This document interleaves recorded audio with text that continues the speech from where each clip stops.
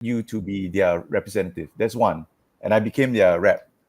And later on, I pushed myself to be a facilitator that taught a leadership course and developed a leadership course that is compulsory for all first-year students and for part-time students as well in their first semester. And again, this is again putting myself out for audition. And even in the study sense, when I did study groups, for example, I went to a group where they were all Americans, all Caucasian Americans, right? And I still remember my friend, who is a good friend of mine, who I made friends during my leadership course facilitator program. He asked me, Eddie, are you sure you want to be in this group? I say, what? We are all white.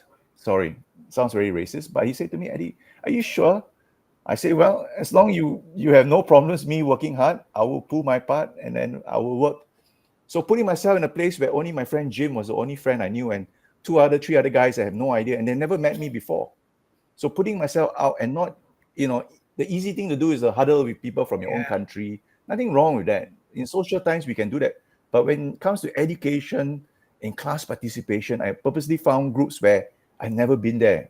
So I worked with Americans, I worked with Hispanics, I worked with African Americans, I worked with people from different parts of America, and East Coast, West Coast. So every time I do something, look to do something, is something that I would normally would shy from doing. Some of my classmates took a more passive role, study, hang out with their own friends from their own countries, easier, and then just move on. For me, no. Those deliberate acts actually develop a lot of confidence, but also the skills and the ability to read people, to engage, and those things don't come unless you apply yourself. Yeah, so that's what I mean by education. You can get the classroom facts and all that, but that interaction is what I felt brought the education into a complete sense. It doesn't have to be Chicago. It can be anywhere else.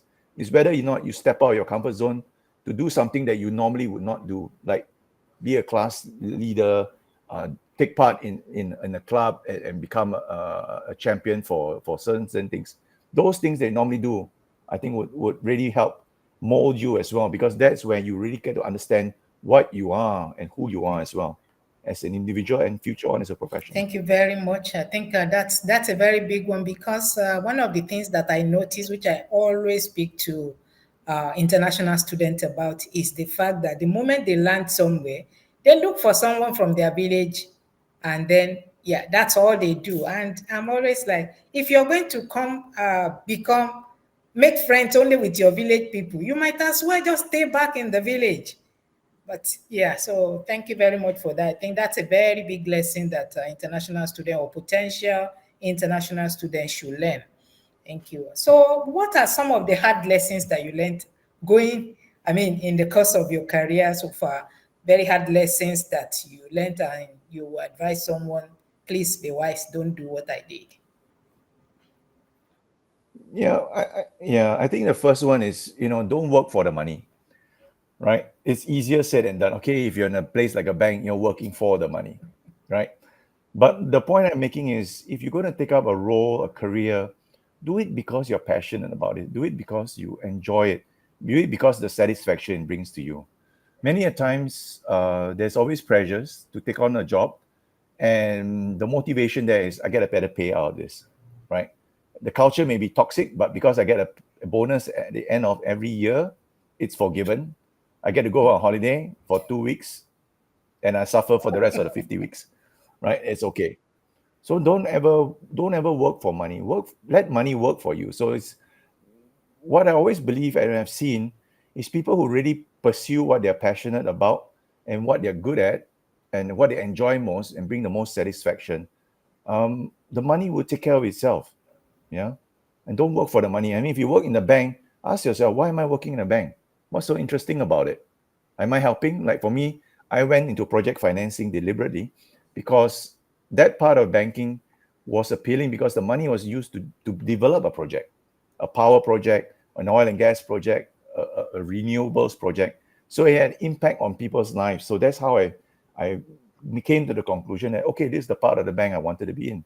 So there are other parts of the bank which I felt all they did was just crunch numbers that was no meaning at all. To me, that is. To them, it was a fantastic indices, they ooh and ah on the deltas and all that kind of stuff. But that didn't work for me. So the moral of the story is look for something and do something. And let's be honest, there are times some of the audience here may be thinking, great, Eddie, I don't know what I really want to do. Just think and ask yourself, maybe I'll start with this role first. And like I said, apply yourself, give your best. And after 2, 3 years, as you give your best, then you really see what are the sort of characters or work, and also in your networking and exploration outside and reading up and talking to people would then decide on your next career move. Yeah, some people know what they want from the beginning. Good. Some people don't. That's okay. The most important thing is developing your self-awareness over time. Thank you very much. So you spoke about going after your passion rather than, going for the money. But going for the money is a practical thing to do. Going for your passion sometimes may not deliver the cash, and passion doesn't pay the bills. So how do we put this? How do we marry the two and be safe? Yes. So I think when I look at myself, and most of my classmates as well, most of us who went into banking, we were there with the intention of course, getting the financial skills, experience, knowing how to deploy money, but also, of course, let's not pretend, it's also a place to make good bonuses and money as well in banking. So I went in there, but the purpose of banking was not for the money itself to as the end result. It was more like I wanted to do something entrepreneurial after that, right? So for me, going into banking was one way of building up my savings, my money that I can then decide to go into my own business later on, which I did, right? So in order to do that, you're absolutely right, Bosede. There is a balance between going after passion and not really having enough to sustain yourself, and that you can't even sustain yourself to meet your goals and your dreams. The next step, that's also not very wise. So that there is a balance between going purely for money and money alone, and none at all. So the way I'm going to say it is, ask yourself, how do you, obviously you have to sustain yourself. You got to ask yourself, okay, maybe I do my job as an engineer at this time, but then I'm really more interested in being a playwright or script writer. Can I do that outside of that, right? Can I build my folio? Can I build my on the side? So I know it sounds like you're doing two jobs, but you need to see, I got my day job as, sorry to pick on engineering. As an engineer, I do my work, I like it, but I don't love it.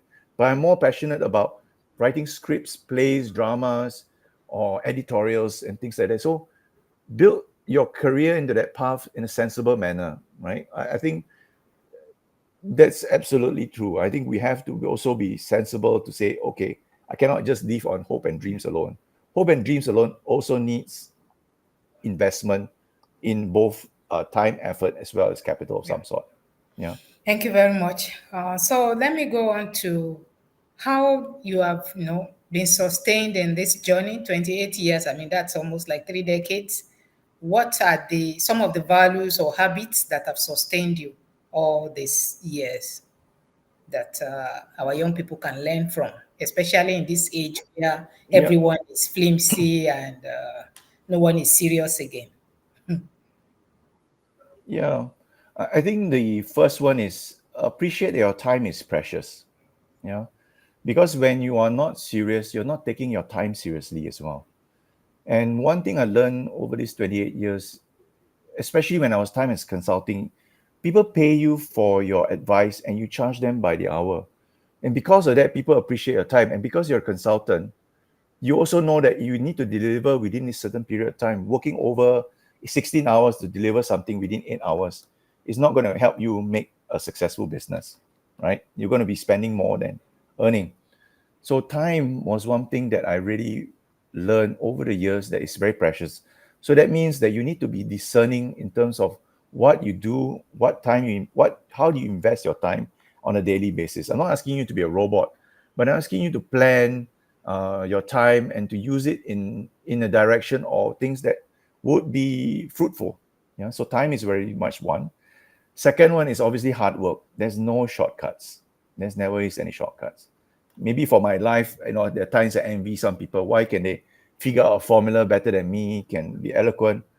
But then I realized that you can also achieve the same, but you just recognize that, you were made differently. You were made differently, so you apply yourself differently. So hard work always pays off. So hard work, using your time wisely, and also the other part is being wise as well, working smart. Yeah, I know this is a cliche, but if you work hard and you work smart, you go a long way. So when I say work smart, if you can, we're going to be talking about AI, for example. If you can use a spreadsheet to calculate something, don't use a pen and paper, for crying out loud, right? Yeah. You know what I mean? If you can do one, if you can do something once, let's say invest in building a financial model once, build one model that you can reuse over and over again, right? And that's the sort of thing that is what I mean by working smart. You don't have to, and when you work, yeah, indeed, you can be smarter at how you do things, more efficient, and all that. Yeah. So work smart, hard work, and use your time wisely are the three things that I can think of that stood well for me in the past 28 Thank you years. very much. Work hard, work smart, use your time wisely. Thank you so much. So, since you have started talking about technology, we might as well just go there. So, how has the influence of technology evolved within your field, and how are you currently using technological tools, especially AI, in your work? Yeah, I think one of the biggest tool I think everyone has have come across are things like ChatGPT, AI, and the word you use, Bosede, is the right word. It's a tool. It's a tool. So, like for example, ChatGPT, I needed to do some research on something, or I needed to write up something. I put together in ChatGPT, and then it spit out some output. So what that has done in this simple tool is cut down my research time, right? But I still need to go and interrogate. So one good thing about results from ChatGPT, I think, if I recall correctly, is they give you links and all that. Then you go in and you go and investigate further and make sure that the source is corroborated, right? So the tools to quicken out the time to put things together would be one of the tools I use. I mean, besides things like notes, Word, PowerPoint. I know these things are very mundane, but these things can also make your Yeah, work more efficient yeah. as well. It takes a In bit of planning your time. Yeah. time. Yes, correct. So I think there are many tools out there, but find the tool that works best for you. Don't find a tool for the sake of it, and don't get caught up because everybody's using it. You use it. If it doesn't work, it doesn't work. Yeah. So remember, a tool AI is a tool, Sure. and IT is a tool, and use it wisely. And same with your phone as well. If you use it wisely, you can find a lot of good stuff. If you waste a lot of time, then go back to my first point. You're not making the best use of your tool. Thank you very much. So, for someone coming from the last generation, that's where I'm going to put you. Do you feel like Yes. you are not catching up, especially when you compare yourself with young people who seem to be much more, you know, familiar with technology? Have you faced any kind of challenge like, yeah, I'm old school and I'm not catching up here? Yeah, no, I mean, my kids will be one prime example, right? They're like talking, they're saying, "Oh, Papa, I look for stuff, on Instagram and all that. YouTube is so old school. I don't use Facebook, blah blah blah. There's TikTok, and even at work, for example, my younger colleagues, I can see they're a lot more savvy with macros, things like that, more advanced version of Excel. So yes, I mean that is a fact that they have come through. This generation has come through being exposed to all these fantastic tools out there, right, and platforms. So naturally, for them, it's much more comfortable to communicate through those aspects of communication as well. But my challenge to you is, again, there is a limit to what the tools Yeah. can do for you.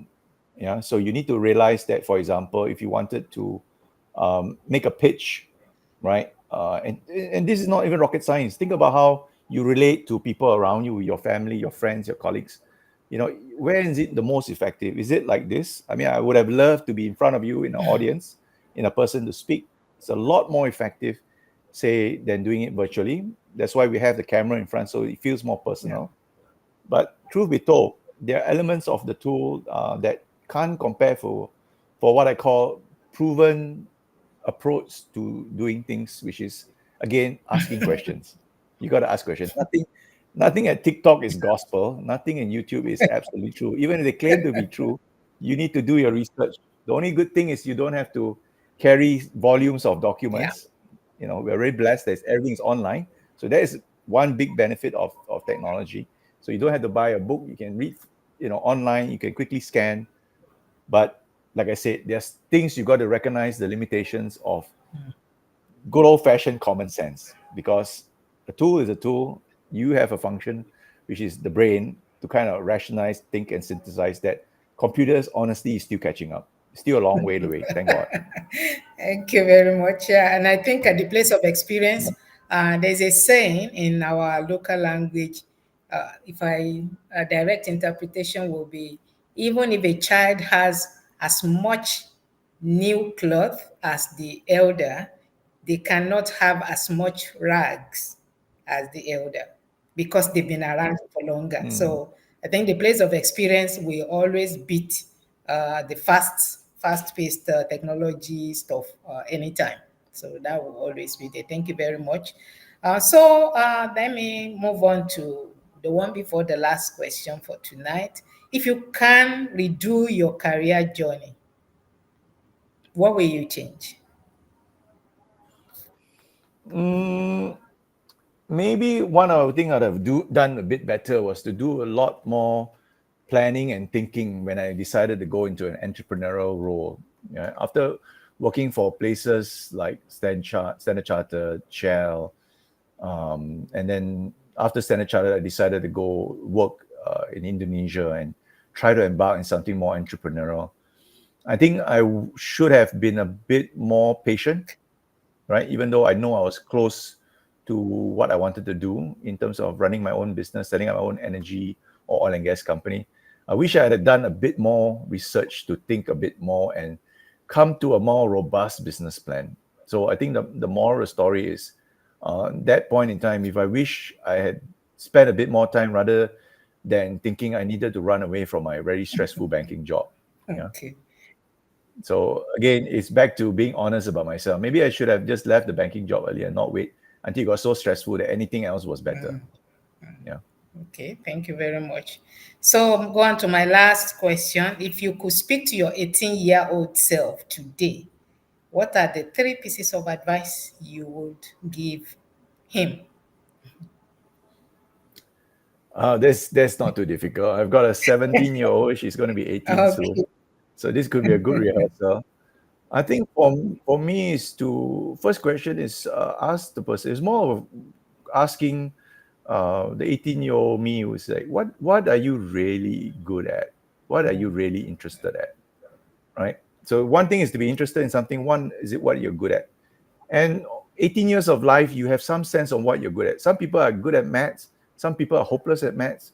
Some people are good at putting things together. So there's so many things about you that you really need to know. So the first question I ask is to tell this 18-year-olds, go and find out for yourself what you're really good at and what are you really interested in.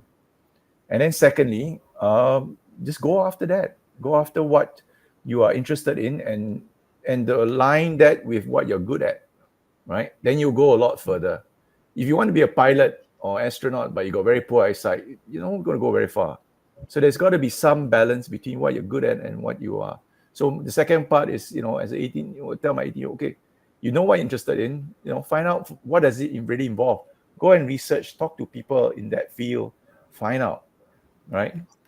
And number three, come up with a plan. I know this sounds very old-fashioned, but many a times when I look back, it's always good to have a plan. And the reality is no plan is perfect. That's fact. But a plan is better than Yeah. no plan. The reason why is that once you have a plan, you then at least have a course of action you know you're going to take and how you're going to invest your time and what you're going to have to do to get to the next step. So the third thing is plan your career a bit more, right? It doesn't have to be like 30 years, just maybe blocks of 5 years, 3 years. Yeah, back to my point, you need to have a meaningful amount of time before you just change career, right? Unless the company closed down and had to let people off because there was sudden downturn is nothing to do with you. There's no shame in that. But to have a plan, I think that's very important, right? But to have a plan, you need to have the humility to know that you don't know everything, and it's important, good to go and talk to people and get advice, and then see whether that jives with who you are. Like I said at the beginning, what you're interested in, and then you go a long way. Yeah. Okay, thank you very much. So I got the three: know yourself, get a mentor, have a plan. So our young people out there, Yes. I Correct. hope you can get that. And if you don't have a plan yet, maybe today might be the time to start putting things together. It doesn't have to be perfect, but at least it can give you some direction on where to start, on which way to go. And as you go along, you can pick up the bits and pieces of things that can continue to guide you along your way. So Mm. thank you so very much for sharing with us tonight. Let me see if there are any questions uh, sent over so I can just put them here. Aros, is there any question from anyone? Okay, I've not received any on the chat box here. So if, okay, I think I'm seeing, okay, so there are no questions sent. So let me just say in 1 minute, maybe you can just give your final words before we close. Yeah, I think the final words that come to mind would be the one that my professor in Chicago gave me. He said, if you can't remember anything, always remember to do your best in whatever you do. Nice one. Because if you don't get that, you can still put your head up high because you've done your best, and sometimes your best may be better than the rest. So always do your best. That's always it. I remember that professor. He said that's something that I always remember. Always do Wow, your that's best. a very good one. Yeah, Simple but profound. Thank you very much. So we're very, very grateful for your time and for sharing with our young people. Hopefully, this is going to be a lot of help for some. I'm just quickly going to share my screen and speak just a few minutes sure, about arrows. Let me see. I hope I can get. can do. I'm trying to find the tab. Yeah, I'm not too familiar with this particular tool. Okay, still trying to find it. Okay, let me try again. Okay, I think it should be up now. Okay, I think I found it. Okay, so this is Aros Education, the sponsor of this program, with a coverage of over 30 countries and 2,500 plus institutions, covering thousands of courses in all fields, from K to 12 to PhD. Whatever your desire is, I think you are covered. So if you are interested in maybe taking up your journey, you've had how international education can actually change your life, change your destiny. That's some of the things that we've been learning in these sessions. So you can visit the website, complete the application form, and contact Arrows on WhatsApp. Choose your university, get your offer, and then you can be on your way to your future. So these are some of the social media handles, whichever one works for you. So you can always feel very free to take advantage, or just go on WhatsApp if that's easier for you. Just go on WhatsApp and speak to Arrows. So these are some of the countries covered. I think the names might be a bit blurry there. UK, US, Canada, Australia, New Zealand. You can see there Singapore, Switzerland, Ireland, France, Italy, and a number of other countries there you can see. You can take a screenshot. That's about 30, 30 there, but I think uh, more of the countries are also maybe not listed there. Whichever country you are interested in going anyway, you can always reach out, even if it's not on the list that Arrows is currently covering. Somehow, I think you can still be helped. So, thank you very much. Let me stop sharing my screen right now. So, Eddie, I want to say a very big thank you once again for tonight. Thank you for sharing with us. Thank you for making out the time. I know what your time is usually like, and I know how difficult it is for, I mean, taking out even an hour after a whole day's work when you are completely worn out. Thank you very much. We hope this is going to be a lot of help to our young people as well. Arrows, thank you very much for the program. So I'll say good night. Thank Yeah, you. and see you soon. All the best. Thank you Take very care. much. Thank you. Bye Bye. bye.